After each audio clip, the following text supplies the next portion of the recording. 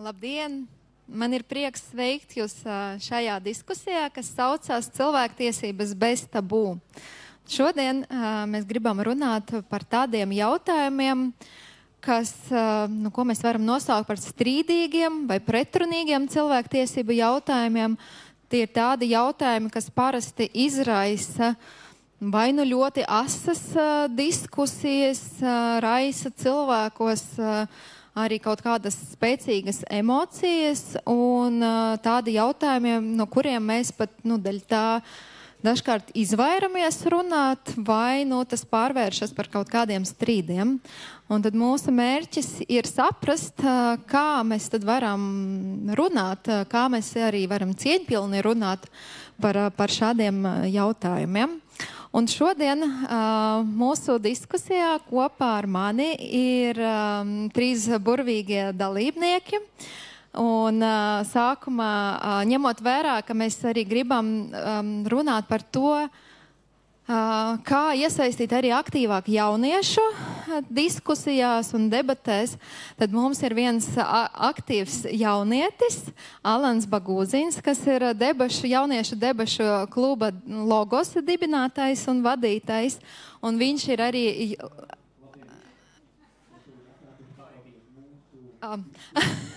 Un viņš ir arī jauniešu saimas pārstāvis. Mēs šai diskusijai uzrunājam vairākus saimas deputātus, kuri gan atteicās piedalīties, bet tāpēc man ir īsts prieks, ka mums ir arī jauniešu saimas pārstāvis, un kas to lai zina, varbūt arī nākotnes saimas pārstāvis. Paldies, Alan! Un tātad mums ir kopā arī režisore, kurā arī veido darbus, kas ir saistīti ar arī tādiem sociāli nozīmīgiem un politiskiem jautājumiem, es teiktu. Krista Burāne. Paldies, Krista.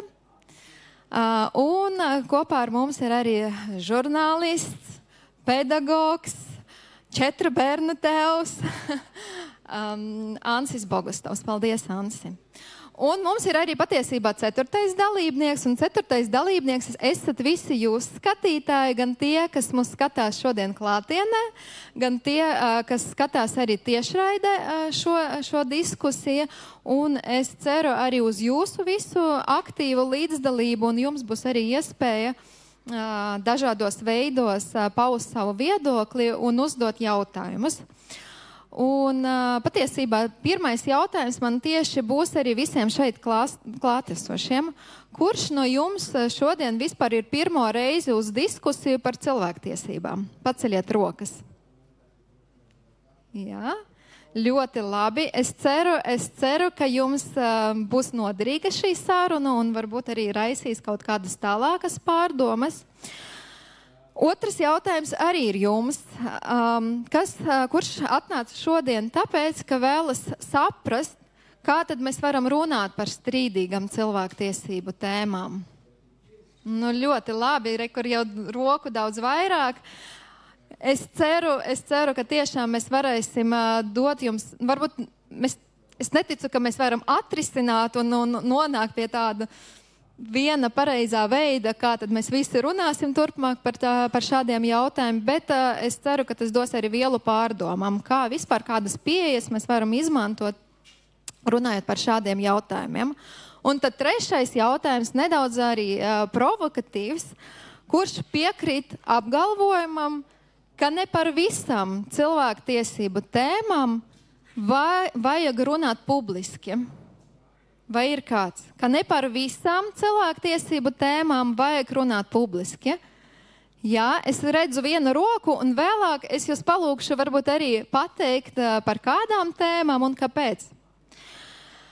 Un nedaudz iezīmēšu arī par to, kāpēc mēs vispār izvēlējāmies šo tēmu. Es vispār nestādījos priekšā, es esmu Jekaterina Tumule, Latvijas cilvēktiesību centra jurista un projektu vadītāja, un mūsu darbs arī bieži vien skar šādus strīdīgus jautājumus. Un pašlaik mēs arī īstenojam projektu, kuru atbalstīja Sabiedrības integrācijas fonds, kas saucās Cilvēktiesību kultūras stiprināšana Latvijā.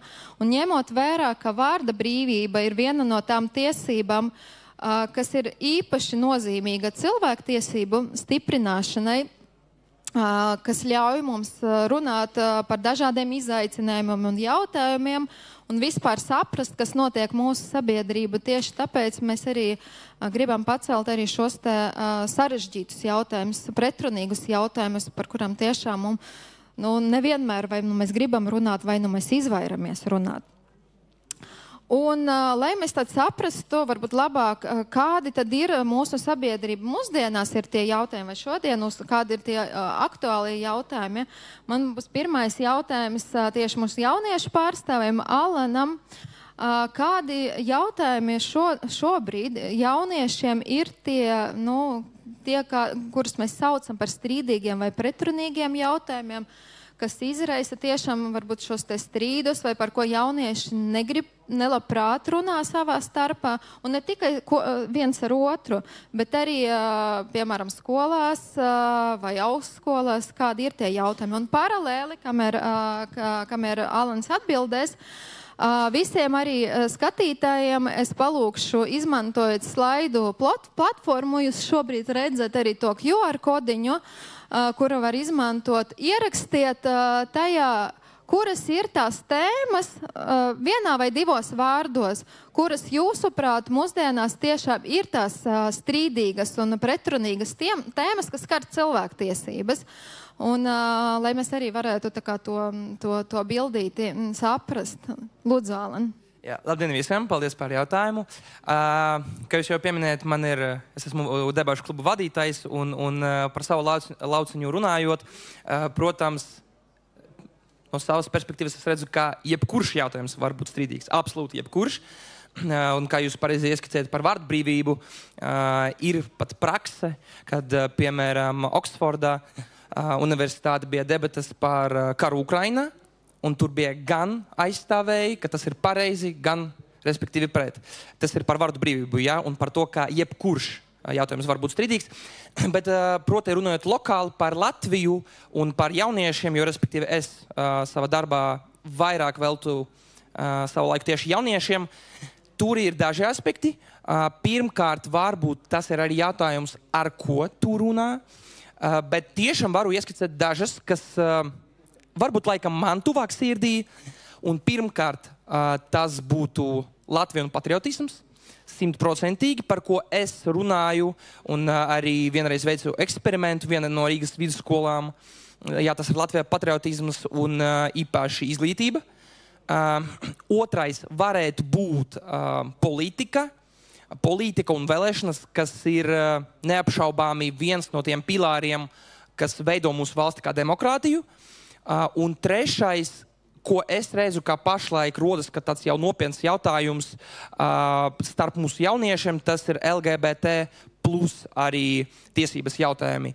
Un kopumā, jā, šitais ir laikam lielāka daļa, ko es dzirdu no jauniešiem, par kuru, sakarā ar jautājumu, par kuru viņi grib vai tieši negrib runāt, tas laikam būtu, jā, šitie tie jautājumi. Paldies, Ansi. Jautājums arī tev, kā pedagogam, kas māca, cik es saprotu, vēsturi skolēniem. Tu arī strādā ar žurnālistiem, un tev arī pusaudžu vecuma bērni. Kas, tavuprāt, pašlaik triggerē mūsu sabiedrību? Kuras ir tas tēmas? Zin kā, man liekas, ka netrigerē tēmas, man liekas, trigerē forma.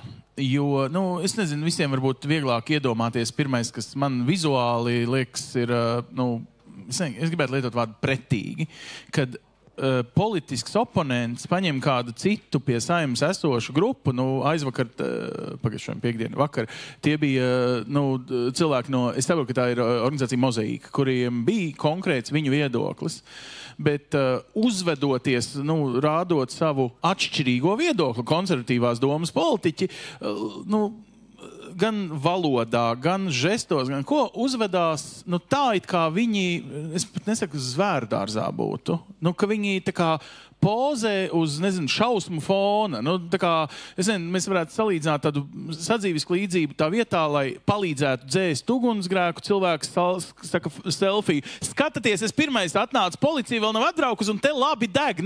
Tagad skaitīsim kopā, draugi. Cik ilgā laikā policija atbrauks? Tā vietā, lai paņemtu ūdenspaini un palīdzētu kādam cilvēkam saglabāt māju. Tad tā forma ka mēs varam tikai mest dubļus, vai, pirms 10 gadiem kakumaisiņus, ja? Un es nerunāju tikai par seksuālo minoritāšu grupu kā grupu. Un ļoti bieži, paldies politiķiem, viņi bija atklāti savos video, jo vēl biežāk mēs redzētu pašu naida runu ar, aizslēptiem, aiz komentāriem vai izdomātiem vārdiem aizslēptus cilvēkus, kas principā provocē naida runu. Tā ir tāpat kā kliekšana. Ja mēs kliedzam virsū bērnam, bērns nedzird, ko tu viņam saki, jo viņš dzird tikai, ka tu kliedz. Un tad sanāk, ka tajā kliekšanas, proti, naida runas formā, mēs būtībā nekādā veidā neveicinām diskusiju. Mēs tikai ierokamies dziļāk savās, kam pārliecībās, kam politiskā principā, lai attiecīgi piesaistītu vēlētājus. Es pat neticu, ka visiem tur ir tiešām dziļas pārliecības. Man liekas, ka tas ir arī tāds dažreiz šovs, ja, nostāties kaut kādā pusē, lai drīzāk nomakšķerētu kādu vēlētāju. Tā kā es pat teiktu, ka principā gandrīz vienalga, kura no šeit esošām tēmām. Bet galvenais, es nezinu, vienā citā tēmā man, piemēram, ir novērojums no pagājušā gada tieši par jauniešiem runājot. Jaunieši katrā Eiropas parlamenta debatē, kad jaunieši vispār tika iesaistīti pirmsvēlēšana laikā, teica, bet kāpēc jūs jaunieši tie, kas grib būt ievēlēti, nerunājat par mentālo veselību, un viņus nedzirdēja. Neviens neiekļāva ne savā partijas programmā, ne pat mīļajā uzrunā vēlētāji, cik ļoti es par jums gādāju formā. Tātad, mums principā tā doma, ka katrai sociālajai grupai ir tiesības uz kaut kādu atbildi, ko jūs nākamajos 4 gados būdam ievēlēti, darīsiet, principā nesaņem. Un kas interesanti, mēs pat pierodam lēnām, ka tas ir ok, vienkārši izkliekties, bet risinājumu nepiedāvāt. Vienalga labu, sliktu risinājumu apspriedīsim. Jo ir tāda sajūta, ka ir kliekšana, bet viņa nekur nenoved. Paldies. Paldies. Man šķiet, ka ir ļoti interesanti jau iezīmēt to arī par formu, kādā vispār mēs varam runāt un cik bieži... Vai tiešām mēs arī varam veidot šo cieņpilno sarunu, cik tas ir viegli vai grūti, vai kādas pieejas mēs varam izmantot, par to es arī gribu šodien parunāt. Pirms es, Krista, tev uzdodu jautājumu, es arī gribēju pakomentēt, paskatīties, kas mums ir uz ekrāna, un tad visbiežāk mums tiek minēts tieši šis LGBT plus jautājums, Palestīnas jautājums, seksualitāte, karš, mentālā veselība, sieviešu reproduktīvas tiesības, cilvēku ar invaliditāti tiesības, Ukraina, islamofobija, mazākuma tautības, migrantu tiesība, feminisms. Var sakot, ļoti patiesībā izskatās, ka daudz ir tie jautājumi, kas mūs trigerē vairāk vai mazāk. Krista, tu kā mākslas cilvēks, kas apgrozas arī mākslinieku vidu, un nezinu, vai tas ir stereotips vai kā, par mākslinieku vidu dažkārt saka, tā ir ļoti brīva vide, kurā cilvēki jutās brīvāk, varbūt kā vidējs sabiedrības cilvēks. Vai tā ir, vai kā ir arī mākslā runāt par tādām tēmām, kas izraisa pretrunas, vai mākslinieku vidu arī ir šie tie tabu jautājumi, vai tomēr tā vide tieši veicina atklātākas sarunas? Man liekas, ka visu šo pretrunīgo jautājumu, pretrunīgumus vai tas, kādēļ cilvēki konfliktē, domājot vai sarunājoties par šīm tēmām, tieši balstās uz stereotipiem un to, ka mēs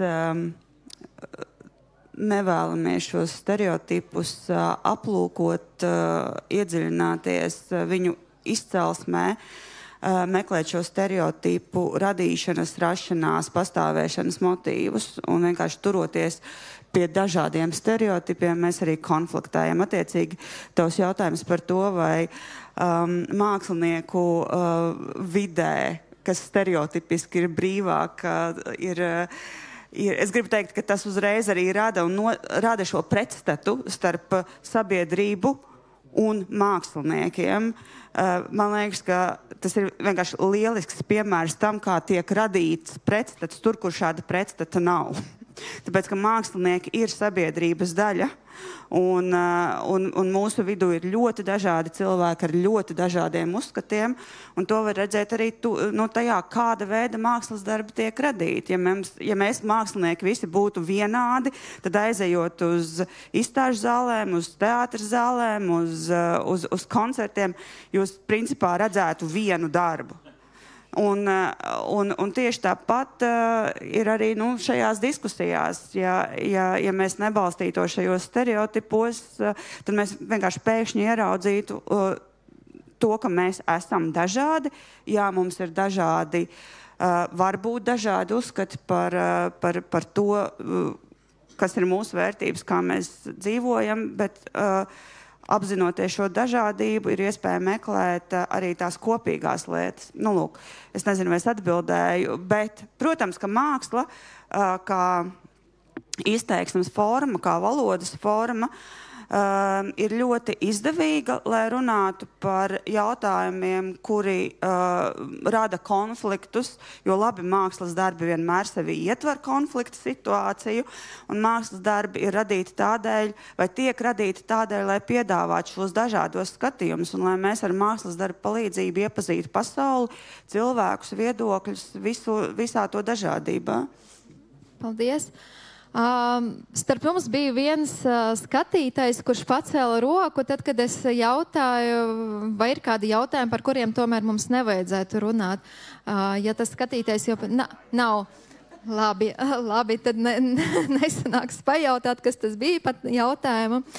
Arī, dargi skatītāji, jums ir iespēja arī uzdot jautājumus, izmantojot arī slaidu platformu. Jums arī būs došu brīdi, kad jūs varēsiet arī izmantot mikrofonu un uzdot jautājumu, bet sarunas gaitā jūs varat rakstīt jautājumu slaidu platformā, izmantojot to pašu QR kodiņu. Tur vienkārši jāpārslēdzās starp sadaļām, kur ir jautājumi un kur ir aptaujas. Tā kā droši rakstiet. Alan, jautājums atkal tev. Cik vispār mūsdienās jaunieši ir gatavi runāt par strīdīgām tēmām un arī, kas ir būtiski, uzklausīt citus cilvēkus, kuru viedoklis atšķirās? Man liekas, šeit būtība galvenais ir vārds uzklausīt. Man liekas, tur ir tā lielākais, teiktu, problēma par disciplīnu un par to, kā cilvēki varbūt grib pierādīt savu viedokli, bet uzklausīt citu, atvainojiet, nē. Es esmu vienīgais cilvēks, kuram ir taisnība, bet jūs visiem nē. Ja, tur ir tā problēma, bet es uzreiz gribu teikt, ka nav tā kā bezcerīgi. Tā nav. Droši vien es varu teikt, jo piemēram, runājot par savu lauciņu, par debašu klubu, kur ir jaunieši, tur tiešām ir tā disciplīna, un tur ir redzams tieši par ko jūs runājat, par to formu, ja, kā mēs varam runāt par tiem strīdīgiem jautājumiem, un tiešām ir svarīga tā disciplīna, tā forma, un, piemēram, kad ir publiskas debates, tad viņi, attiecīgi, cilvēki nāk, un uzdevums ir gan uzklausīt, gan izteikt savu viedokli. Tas runājot par to formu, un tas ir būtiski. Bet arī ir ļoti daudz, nemeloši, ļoti daudz jaunieši, kuri negrib uzklausīt, un tur ir tā problēma. Kāpēc? Kur ir tā šķērslis vai bailes? Kāpēc viņi neklausās citus? Sarežģīts jautājums, jo, man liekas, tur ir daži tie akmeņi, stūrakmeņi. Kāpēc? Varbūt viens ir tāpēc, ka viņi grib to parādīt kā izgājienu, kā rekur. Es kaut ko zinu, es gribu to parādīt, ka man ir taisnība. Es par šo jautājumu visu zinu, esmu tāds eksperts savā lauciņā, bet īstenībā tā nav. Un es teiktu tā, no savas pieredzes, ka ļoti daudz, tiešām ir jaunieši, ļoti daudz, kuriem ir it kā viedoklis, piemēram, runājot par Latvijas izglītību, ja, par ko es rīktīgi iestājos par to, ka Latvija ir laba izglītība. Un man pretī stāv ļoti daudz jaunieši, kuri mēģina iebilst, bet taču es gribu uz Eiropu, uz Niderlandes, Angliju vai vēl kaut kas. Un ir tā lieta, ka es jātu, un kāpēc?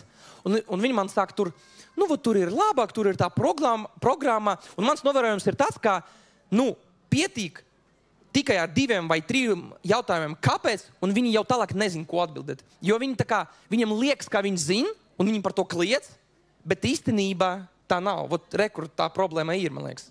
Pamāsa kaut kādu tādu taustāmo faktu zināšanu, kas traucē, ja?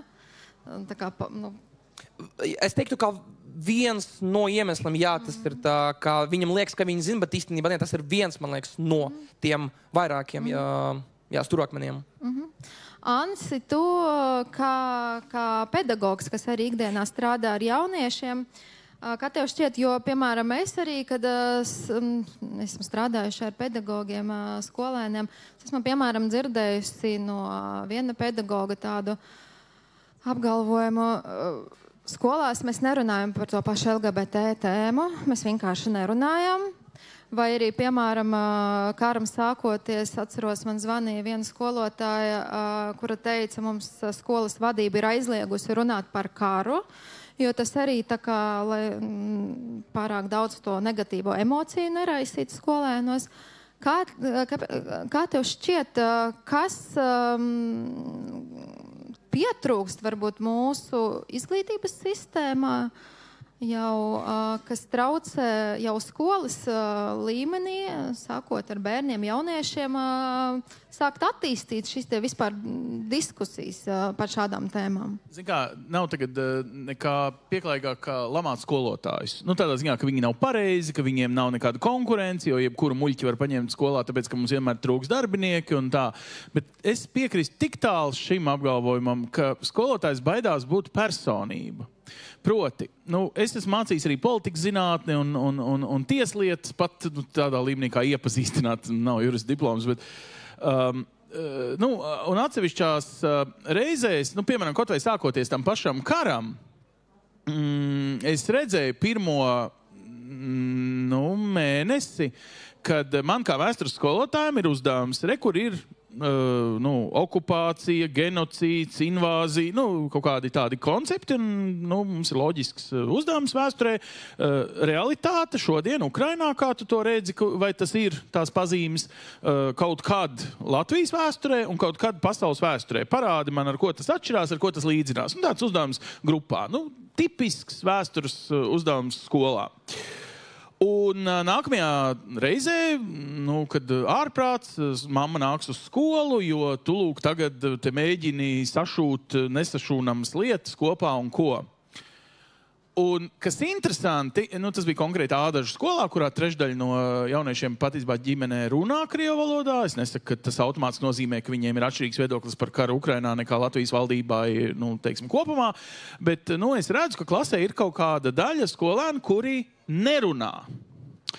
Un tad tas, ko es darīju, ir es teicu, ja jūs pieķersiet mani, ka es jums lieku atzīmes par to, ka jūs piekrītat vai nepiekrītat manam viedoklim, tad lūdzu paceļat rokas vai vienkārši pasakiet, lai es eju prom no darba. Vienkārši es godīgi aiziešu. Man tas darbs nebija tik izšķirošs, lai es tur pazaudētu ģimenei visus ienākumus. Proti, spēcīga personība, skolotājs šajā gadījumā, novērtēs diskusiju klubā apgūtas prasmes, kurā, starp citu, tas ir tas triks. Viņi jau, kad nāk uz diskusiju klubu, viņi līdz pēdējai minūtē nezina, vai šī komanda, kas ir sagatavojusies par šo tēmu, būs par vai pret pusē. Tātad tev ir jābūt vienlīdz pārliecinošam. Viņi, protams, spēlē šai brīdī, ja? Tad, kad ir īsta vēstures stunda un īsta dzīves ģimenes attieksme pret kaut kādiem ļoti emocionāliem mirkļiem, tev ir jābūt spējīgam tomēr pamatot ar faktiem. Un mans uzdevums ir novērtēt, ka jaunietis zina faktus, viņš ar tiem var pamatot kādu nebūtu viedokli. To, ka mēs pēc tam varam diskutēt un cerēt, ka cilvēks nostāsies demokrātijas, nevis varmācijas pusē, vai kaut kā, skaidrs, tas arī ir skolas uzdevums. Bet man liekas, ka mums ir iegājusies tagad sistēma, ka ir tāds pareizais viedoklis. Es iedošu vēl kādu citu piemēru. Šobrīd, ja kāds ieliks postu, mēs te forši ar Alanu un Kristu un Jekaterinu sēžam, man ir ļoti svarīgi tādā ikdienas, pēc cik sekundēm man jau ir laiks no maniem draugiem jau zvaigznīt, tās, sirsnīgas un ko. Un redz, ko mēs iemācamies? Mēs iemācamies, ka tev ir jāpiedara kaut kādai laiku vai laikojamo cilvēku grupai, bet tik līdz tev ir atšķirīgs viedoklis, un tīņu gados mēs visi draugi, mēs visi, es arī esmu baigi nekompleksainais puisis, kuram arī bija kompleks. Mēs visi gribam piederēt lielākajam baram. Un nostāties, vienalga, vai tas būtu, ka klasē kādam ir, atšķirīga seksualitāte. Man ir bijis, ka klasē ir jaunietis, kas deklarē, ka viņam ir atsevišķi, un es pilnīgi redzu, kā viņam būtu kaktus audze apkārt. Pēkšņi parādās daudz brīvas telpas brīdī pēc šī paziņojuma. Man ir bijis gadījums, kad atbrauc meiteni no Ukrainas, viņi tikko ir sēdēji, un tiešām ir jaunieši, kuri savas ģimenes politisko iemeslu dēļ vienkārši pieceļās, un tagad viņi sēž tur, tajā zāles klasē, daļā. Vienkārši tāpēc, ka mēs nemākam būt, es teiktu, cilvēcīgi. Gal galā šis cilvēks ir tikko gandrīz zaudējis dzīvību, tāpēc, ka viņš bija bumbu patvērtnē Kīvā, un tagad viņa ģimene, paldies Dievam, ir šī drošajā vidē skolā, un, godīgi sakot, skaidrs, ka mēs nemācamies, mēs drīzāk nomierinam konkrētu Olgu, ja? Tā, man liekas, ka tas ir atkal jau sanāk par formu. Un tad tās formas, normalizēšana, pieklājīgošana, es nezinu to latviešu vārdu, novedīs mūs arī pie tām cieņpilnajām saturiskajām debatēm, kurā mēs viens otrā varēsim iekļauties. Un arī tā naida runa un tas ātrums, ar kādu mēs noglāstam. Jo arī tagad, draugi, ja kāds glāst telefonu, nevis piedalās šajā diskusijā, kas ir ok, tās ir jūsu cilvēktiesības, bet daram, ka jūs vairāk pat 4 sekundēm starp 2 glāstieniem nepavadījāt. Pirms 10 gadiem tie bija 14 sekundes. Saprotiet, tas ātrums, ko mēs pieprasam no dzīves, kur tas čalis ir, viņš nofočēja vienu, un tagad bija otru jau 328. bildīt, un viņš producē mēslus, nevis mēs viens otrā klausamies un iedziļinamies, bet mēs vienkārši producējam digitālus, ražojam digitālus, kas ir laiks, šērs un fotogrāfija, kuru mēs nekad vairs neapskatīsim, bet tagad nofočējām. Digitāli miskasti, terabaiti. Paldies. Jautājums arī skatītājiem, kas var piedalīties atkal caur slaidu platformu. Jautājums ir aptaujas formā. Kurš no šiem vārdiem jūsuprāt vislabāk raksturo šodienas sabiedrisko diskusiju par cilvēktiesībām? Vai tā ir atklāta, vai tā ir polarizēta, virspusēja, padziļināta, daudzveidīga, trūkst viedokļu dažādības, pārāk politizēta vai neitrāla? Izvēlieties to vienu variantu, kas jūsuprāt visvairāk atbilst tā sabiedriskai diskusijai, bet kamēr jūs atbildat, man ir jautājums arī Kristei. Tavā teātra izrāde Netikumīgie, kur man bija gods tieši nesen arī noskatīties klātienē, izskan tāds jautājums, kāpēc mēs baidamies no mākslas? Es nedaudz pārfrazēšu šo jautājumu tev un pajautāšu no tāda varbūt filozofiska arī aspekta, kāpēc mums bail sarunāties vienam ar otru. Kāpēc arī, kā jau Alan teica, mēs arī neprotam uzklausīt, kāpēc arī grūti uzklausīt tādu viedokli, kas nesakrīt ar mūsu kādiem dzīves orientieriem, vērtībām.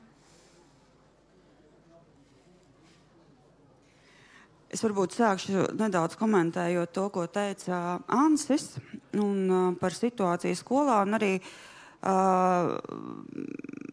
nedaudz atsaucoties uz debašu situāciju, kurā mēs pieņemam, ka ir šie 2 dažādie jā un nē viedokļi, ka mums ir tiesības pastāvēt gan vienam, gan otram.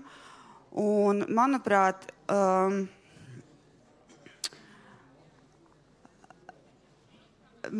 mēs neejam solīti tālāk. Ceļš, ja mēs runājam par cilvēku tiesībām, tad cilvēku tiesības kā komplekss tiesību formulējums, manuprāt, ir neapspriežams tādā ziņā, ka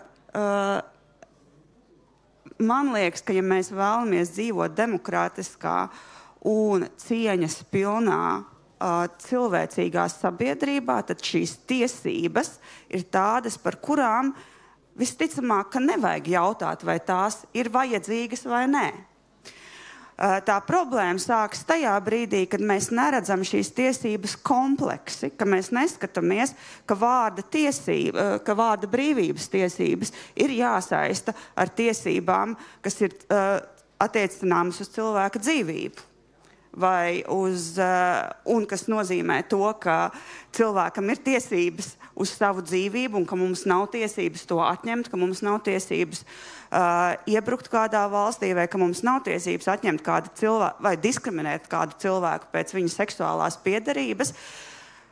Vārda tiesības vai vārda brīvības tiesības pastāv, manuprāt, tik ilgi, kamēr mēs varam teikt, jā, man nepatīk, ka man aizliedz nogalināt citu, bet man ir jāsaprot sekas, ka tad, ja es kādu nogalināšu, tad es rīkošos ārpus šīm cilvēku tiesībām. Attiecīgi, arī manas cilvēku tiesības šajā gadījumā tā kā leģitīmi ir jāpasaka, ka ir kaut kas svarīgāks, ja, par to, ka man gribas kādu nogalināt vai man gribas kādu diskriminēt, tāpēc, ka man nepatīk tas, kādai seksuālajai minoritātei viņš vai viņa piedara.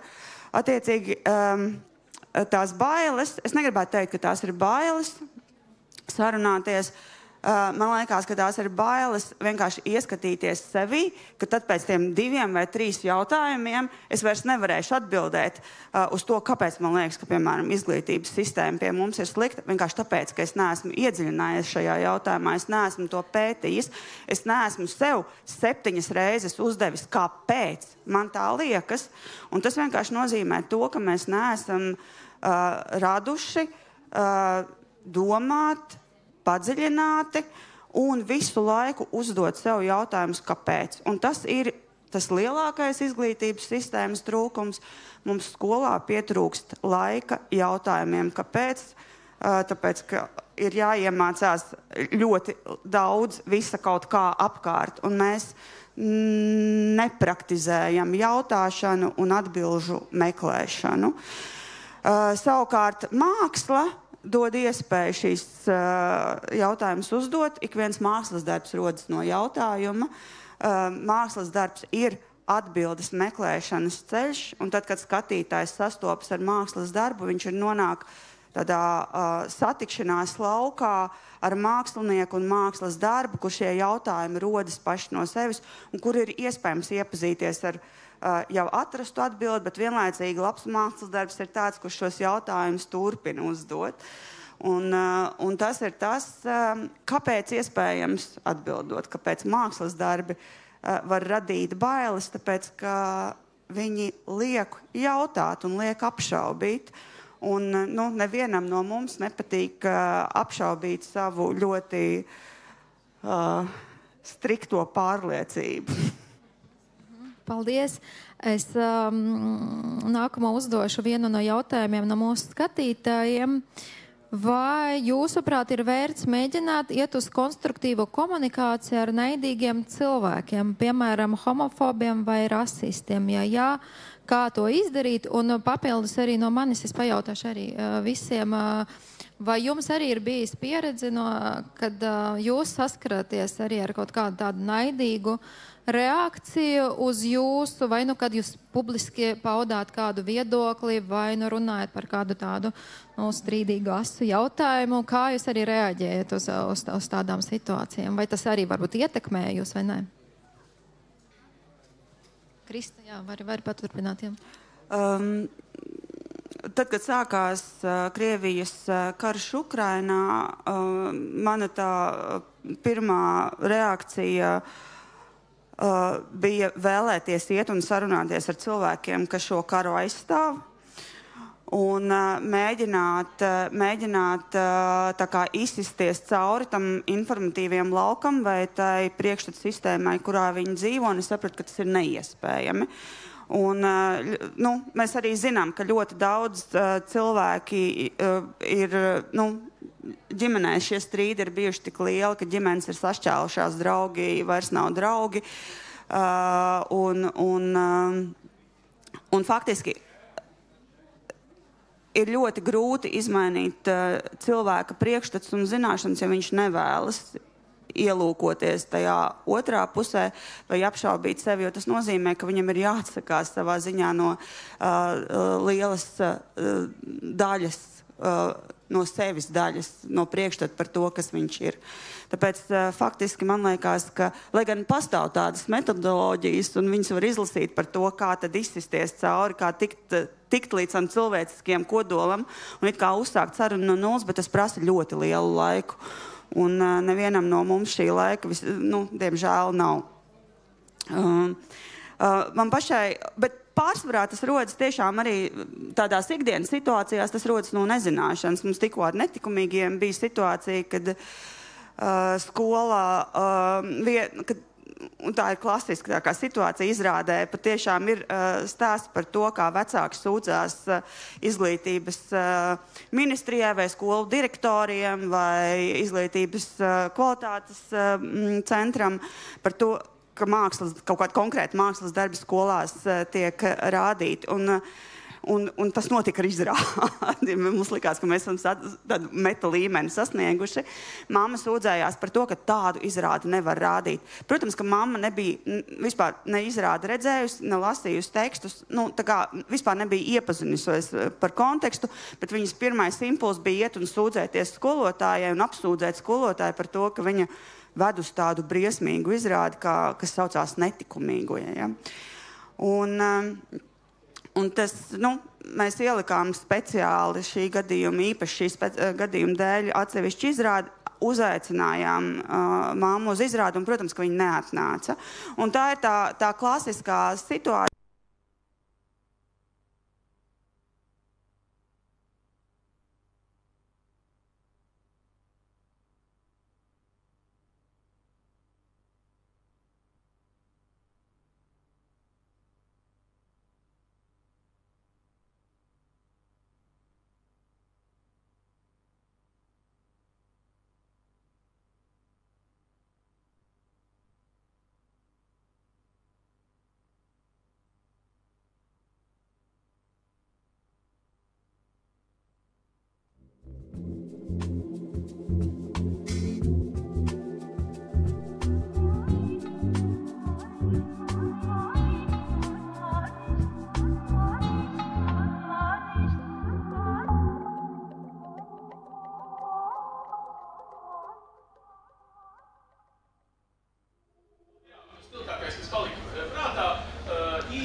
Jo tu vienkārši esi darījis savu darbu. Žurnālists ir spogulis, ja karalis ir pliks, tad spogulis rāda pliku karali. Un es, iedomājieties, mans noziegums, esmu intervējis kaut kādu, pieņemsim, ministru, kurš ir teicis, ka jāpotējas, un tagad tas cilvēks, kas negrib potēties, viņš man raksta, vai tu zini, ko mēs dārzā te Bauskā, es tajā brīdī dzīvoju Bauskā, daram ar šitādiem glumiem Spānijas kailviemežiem kā tu, mēs viņus samītām. Tiekamies rīt tirgu. Tirgojas tiešām sestdienās eju pēc zemnieku tur attiecīgi produkcijas. Tātad viņš mani zina, es viņu nē. Tātad tā ir tas risks, ka, vai televīzija, vienalga, arī politiķi tā var justies. Ja politiķiem jūs nevarat iedomāties, kādi štāpeļi ar naida runu tiek sūtīti, kaut kādā pašā Covid laikā. Es par brīnos, ka tie, kas tajā brīdī vadīja valdību, viņiem garīgā veselība ir kārtībā. Ja? Es tikai vienu piemēru šo, kā jūs liekas šim parastajiem cilvēkam gribās ar saviem bērniem rīt iet uz tirgu. Ja? Bet tas ir tiešām tikai viens no piemēriem. Tad otrs gadījums, piemēram, kur jau parādās cilvēktiesību izpratnes, kāds, es teiktu, mani tas uztrauc līmenis.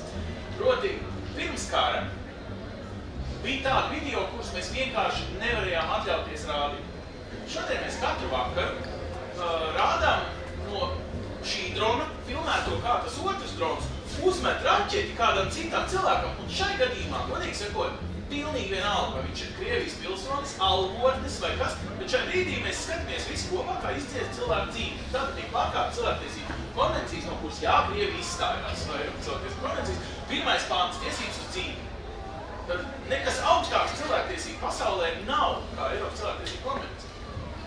Un es tajā brīdī, otro reizi vadot šo konkrēto kara raidījumu kā žurnālists, vienīgais, ko spēju norieģēt, ir pateikt šausmas vai ārprāts, vai tad paust līdzjūtību cilvēka dzīvībai, kas tiek pazaudēta. Tāpēc, ka viņš ir ienaidnieks, godīgi sakot, es tajā brīdī neizsekoju, ka tas nav Ukrainas, bet Krievs, kāpēc mēs vispār no dalām.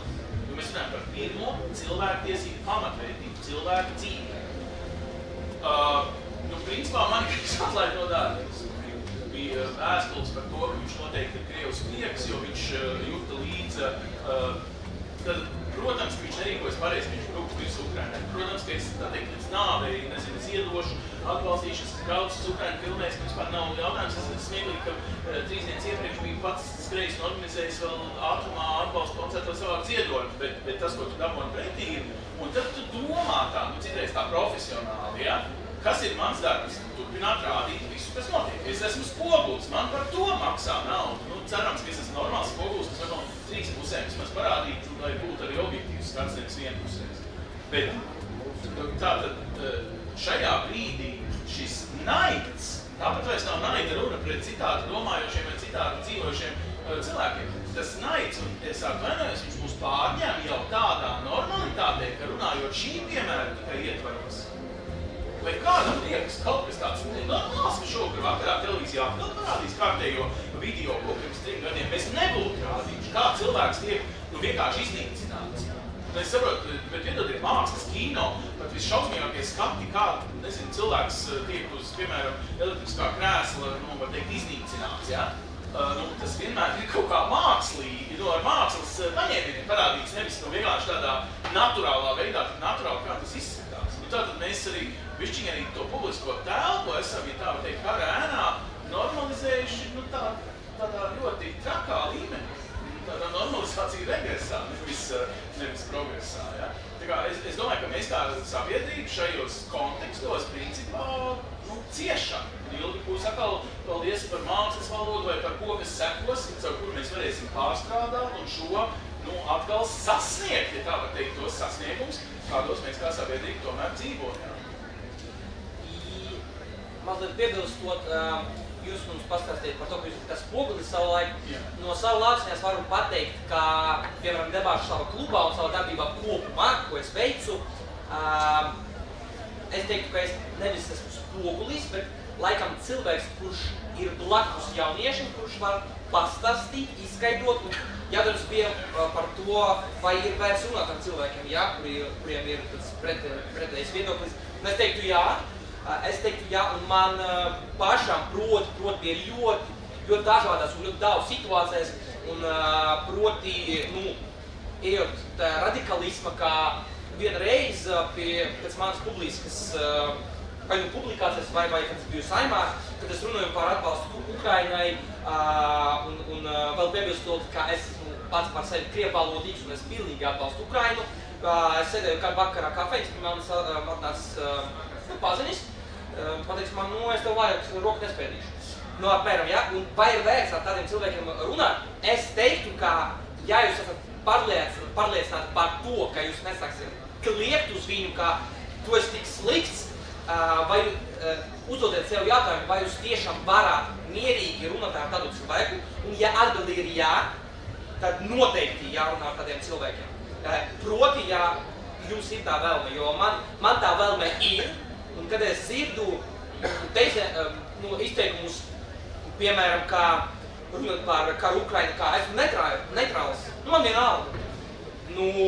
Pēdējo reizi, kad es to dzirdēju, mēs ar cilvēku runājam līdz 3 naktī, un es viņam tiešām mēģināju, viņš bija jaunietis puses, un es viņam tieši mēģināju ļoti mierīgi, bet paskaidrot, kāpēc, nav tā, ka tu esi neitrāls. Tev, kaut kādā veidā, jābūt kādā pusē, nav jābūt tā, ka tu esi neitrāls.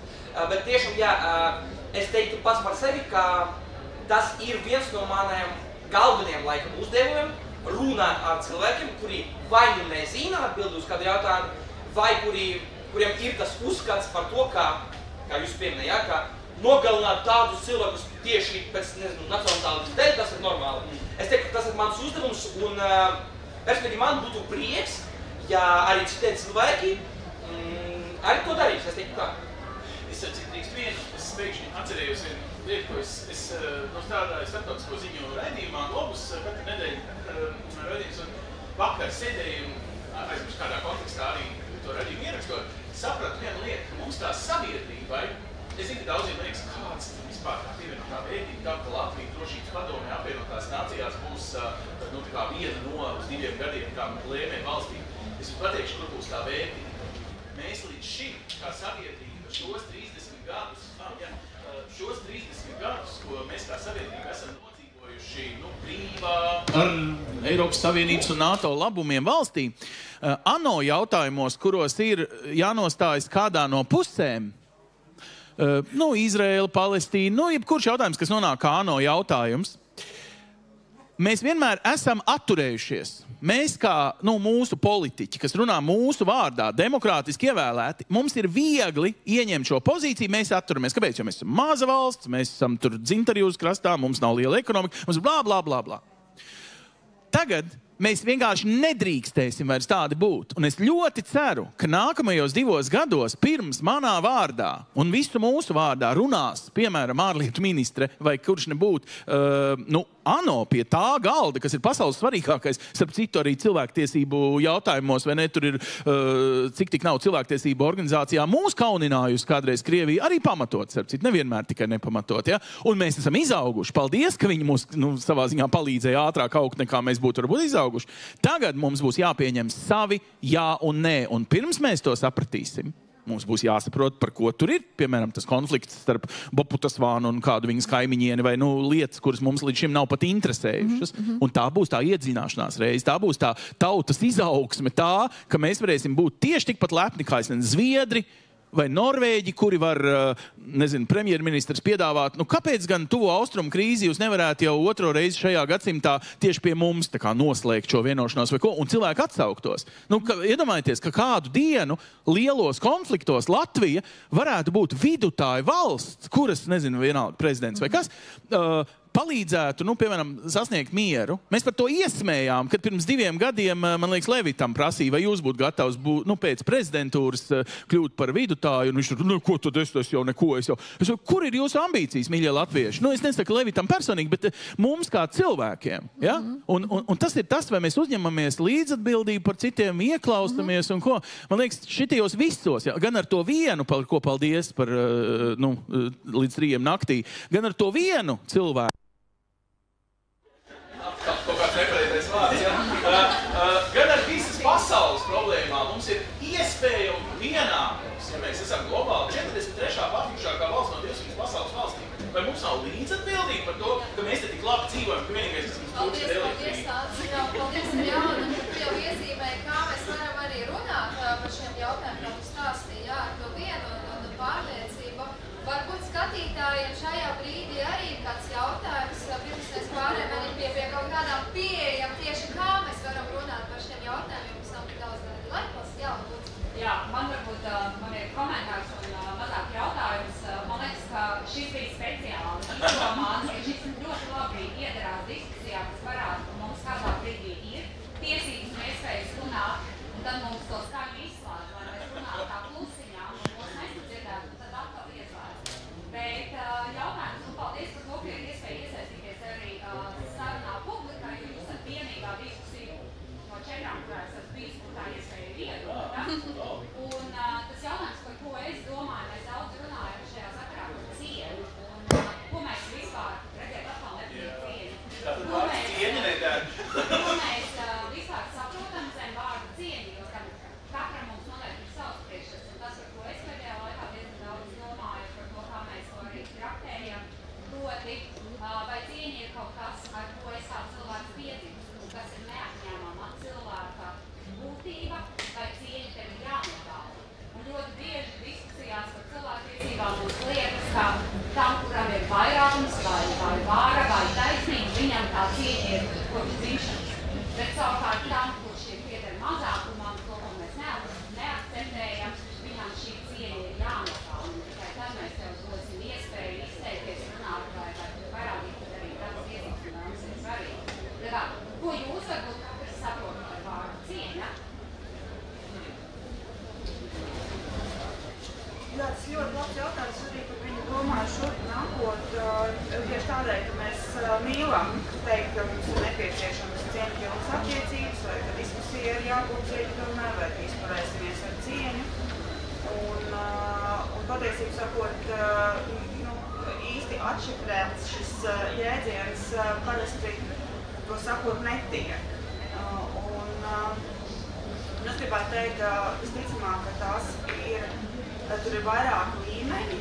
Pirmkārt, jāsaka, ka cieņa tā ir ētikas kategorija. Mēs varam skatīties filozofijā un lūkoties uz to no filozofijas viedokļa.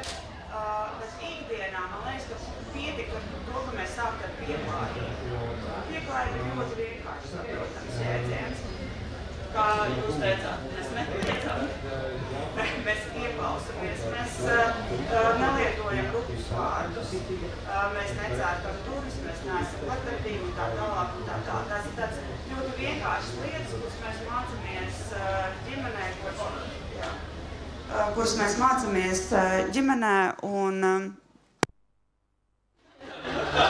Vārds ģimene. Jā, un kuras savukārt tādēļ, ka mēs dzīvojam šobrīd sabiedrībā vai laikā, kurā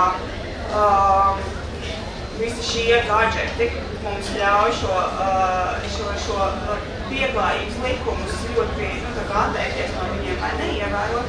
Jūs vienkārši tā sabiedrība ir kļuvusi nepieklājīga.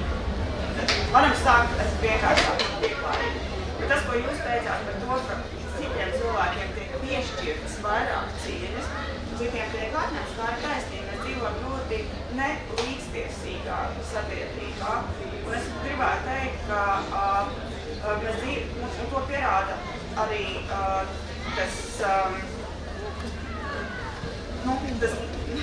tā lielā atšķirības starp bagātiem cilvēkiem un cilvēkiem, kur dzīvo trūkumā. Mēs varam teikt, ka cilvēki, kur dzīvo trūkumā, viņiem trūkst ne tikai šī materiālā labklājība, bet viņiem trūkst arī cieņas no sabiedrības puses attiecībā pret viņu dzīvi.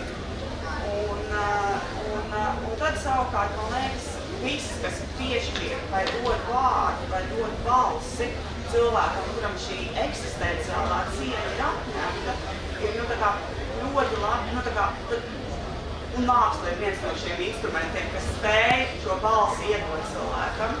Tas būtu ļoti, ļoti jāatbalsta, bet jā, protams, ka cieņa sevī ietver arī eksistenciālu attieksmi pret cilvēka dzīvi, arī cilvēktiesību jautājumā, dodot viņam tiesības, atzīstot viņa tiesības un darot visu, lai šīs tiesības būtu ievērotas.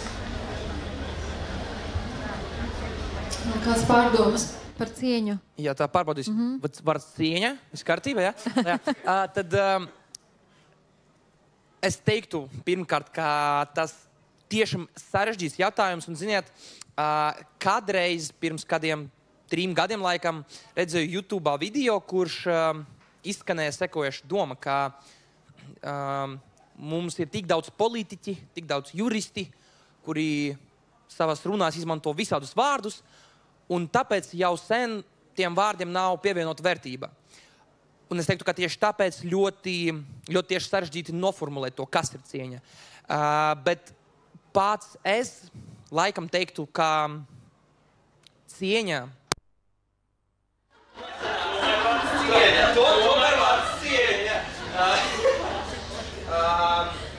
Es teiktu, ka cieņa ir tas, kam jābūt visur, pat mums Latvijas satversme ir vārds cieņa. Arī var pajautāt, tas ir preambulā rakstīts, ko savulaik rakstīja Egils Levis. Jā, varam viņam pajautāt, kas ir cieņa, jā. Viņi izpratnēja, viņš to bija rakstīts, bet cieņa, laikam tas ir tieši par to, ko mēs runājam, par to, ka mēs nekliedzam, bet mēs varam uzklausīt citu cilvēku, neskatoties uz to, vai viņam ir viedoklis pareizs, kā man liekas, vai nepareizs, kā man liekas, jā. Un tikai tajā brīdī, kad mēs dzīvosim, ļoti ceru, tajā pasaulē, kur es varētu pateikt savu domu, un neviens nepateiks man, ka es tev vairs roku nespēcīšu, varbūt tas arī būs tā pasaulē, kas ir cieņpilnīgi, teiktu tā. Man ir viens ļoti dīvains piemērs, bet es ļoti ātri lūkšu jūs visus aizdomāties. Tā ir reāla situācija, tas nav izdomāts, bet gatā teātri izrādīja, kad ir Kristofri Viespudē. Jums ir lidmašīna, kurā sēž Alfrēds Rubiks. Eiropas parlamenta deputāts Latvijas, nezinu, varbūt īstākais cilvēks, jo viņš pacēla roku ap Latvijas neatkarību. Un te pašā sekundē jums ienāk, Latvijas republika nostrādāja, un te pašā sekundē ienāk Ivars Godmans, kas bija otrā pusē barikādēm, tiekam. Vēsturi slikti, es paskaidrošu pēc tam visu vēstures faktus. Ivars Godmans nesaka šim savam kolēģim Eiropas parlamentā abi ir ieguvuši tik daudz balsis no kādas no Latvijā dzīvojošām grupām, ka abi ir ievēlēti Eiropas parlamentā, nesaka labdien. Tātad, viņu savstarpējā, tā, kas notika pirms 20, tagad 30 gadiem, nav sadzījusi rēdu. Gadījās, ka aviokompānija iedala man, uzminiet, blakus Alfredam Rukam. Ļoti cieņpilni cilvēku sarunu. Viņš vienkārši brauc pirmo reizi uz Briseli, iepazīties, viņš tikko ievēlēts, viņš brauc, kas būs tie viņa darbi uz 5 gadiem. Ziniet, ko es klausos no šīs pirmā vīra, kas ir sēdējis savas pārliecības dēļ, un viņš dzīvo brīvā valstī, kur viņš savulaik vienīgi, lai viņi nenotiktu. Viņš gribēja dzīvot citā valstī. Bet viņš izmanto šīs brīvās valsts sistēmu viena iemesla dēļ, tur ir tas vārds cieņa. Manās acīs man lika ļoti daudz domāt, es vienkārši pie vārda cieņa mēģināju klausoties Kristā domāt, kur es to cieņu esmu redzējis tādā visspilgtākajā pretmetā.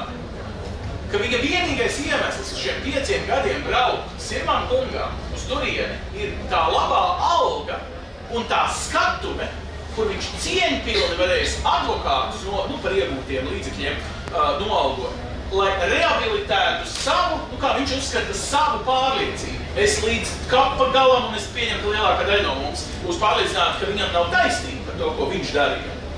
Bet to, ka viņam ir jādara tik tāda dulla lieta, jāatņem kādam citam būt ievēlētam, pārstāvēt manu valsti, jāizmanto tās nīstās valsts sistēmu, lai aizsargātu savu cieņu, ko viņš tā ir pazaudējis.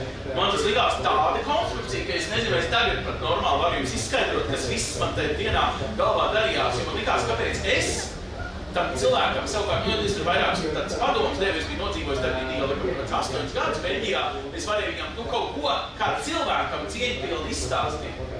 Par kaut kādām sadzīves lietām. Un es domāju, vai es pareizi rīkojos, jo es taču palīdzēju Latvijā nīstākajam noscīti cilvēkam, vai es viņu cienīju kā cilvēku, vai, jo man nekas nav mainījies, es nepiekrītu tam, ko viņš rīkojies. Bet vai es cilvēcīgi rīkojos labi, viņu noscīt cilvēcīgi atbalstot, kuri jāiet no lidostas ārā un Sirmu kungu, mana vectēva vecumā. Ja? Lai paliek bez atbildes. Es varbūt tās īsti nokomentēšu, mēs jau ar cieņu mēs varam izturēties, vai mums ir jāizturās ne tikai pret citiem cilvēkiem, bet arī pret sevi. Un attiecīgi, balstoties uz tavām vērtībām, cieņpilni izturējies pret sevi, jo, ja tu būtu vienkārši viņam pielicis kāju priekšā un palīdzējis to no lidmašīnas strāpa, tad tas vismāk, tu būtu pārkāpis kāds... Tiesības uz veselību, Nē, tu būtu... Jā, bet tu nebūtu izturējies cieņpilni pret sevi. Bet es gribētu teikt, ka līdzīgi, kā es teicu sākumā, cilvēku tiesībām mums ir jāskatās komplekss, un mēs skatāmies visus punktus kopā, kā viņi papildina viens otru. Tieši tāpatās arī cieņa ir viena no ētikas vērtībām, un mēs nevaram viņu skatīties atsevišķi no atbildības, mēs nevaram no godīguma, kas ir viena no galvenajām cieņas komponentēm. Tie politiķi vai tie cilvēki, kuri mums acīs skatoties melo, viņi jau tā kā pamatā izturas bez cieņas attiecībā pret mums, kas mūs klausās. Tātad, ja mēs cieņu neskatāmies kā atbildības, kā godīguma, kā brīvības, kā pienākuma sadaļa, tad mēs arī izturamies necieņpilni. Bet tas ir jājautā, kas kāpēc. Paldies, man šķiet arī ārkārtīgi svarīga diskusija tieši par to cilvēka cieņa, ko tas nozīmē, ko nozīmē arī cieņpilni sarunāties vienam ar otru. Mums ir palikusi tikai 1 minūte, līdz ar to ļoti, ļoti īsti katram jautājums, tā kā ceļamaizi jauniešiem un visiem, un ne tikai jauniešiem, visiem cilvēkiem, kuriem pienāk tas brīdis, kad ir kaut kādā veidā jārunā, vai nu ar ģimenes locekli, vai no draugu kolēģi, vai nu vispār, ja tu gribi attīstīt šis sarunu, varbūt kultūru par šādiem tie jautājumiem Latvijā. Jūsu ieteikums ļoti īsi, ar ko var sākt tas jaunietis, vai jebkāds ieteikums? Vietā. Es saku, sāciet ar debašu klubu. Ne, es tiešām, tagad tev būs jāizdomā kaut kas cits, bet debašu klubs skolā, proti, es pat teiktu vairāk, ja jūs gadienā domājat, kur jūs bērnam, piemēram, tagad 10. klasē mācīties, paprasiet, vai skolā ir ne tikai labi eksāmena rezultāti matemātikā visiem, kas gribēja iestāties, bet arī, vai ir debašu klubs, vai ir šī, tā, kas veicina sarunāšanos un sadarbošanos. Tas, citreiz varbūt arī tautsdeju kolektīvs, kurā vienkārši jāsarunājas, lai smuki sanāk nodejot dziesmu svētkos pēc nedēļas. Proti, šī sadarbības spējas veids. Mums arī bija tādiem lielākiem jautājumiem. Jā, man būs kaut kādā, Debašu tas ir izcili veids, bet pirmkārt, es teiktu tā, kā vajag pajautāt tieši sev, vai es to gribu darīt, vai es nekliekšu atkal, jo tu būs kā es kliekšu un vispār es to negribu, tad droši vien nevajag sarunāties, nevajag tad sarunas vispār veikt, bet otrkārt, varbūt tas nav oriģināli, bet es vēl pirms kādiem 5 gadiem izlasīju ļoti labu grāmatu, kas ir, man liekas, kaut kas džedāju sarunas tehnikas, kaut kas tā līdzīgs, un tas bija ļoti noderīgi. Es teiktu, ka ļoti daudz, ko es izmantoju ikdienas sarunājoties ar citiem cilvēkiem. Es to tieši izlasīju šajā grāmatā, kur tieši bija aprakstīts, kā tu vari cieņpilnīgi runāt ar citiem cilvēkiem, nekliedzot, un uzturēties tieši ar cieņu. Es teiktu, ka nav oriģināla atbilde laikam, bet viņš tā strādā. Paldies! Pavisam īsi un vienkārši nedari otram to, ko tu negribu, lai dari tev. Vienkārši, ja mēs visu laiku paturētu sev atmiņā šo morāles atliku, tad tas arī tas attiecības jaukas. Paldies, darbi diskusijas dalībnieki. 4. diskusijas dalībnieks. Es ceru, ka tiešām jums varbūt rādīs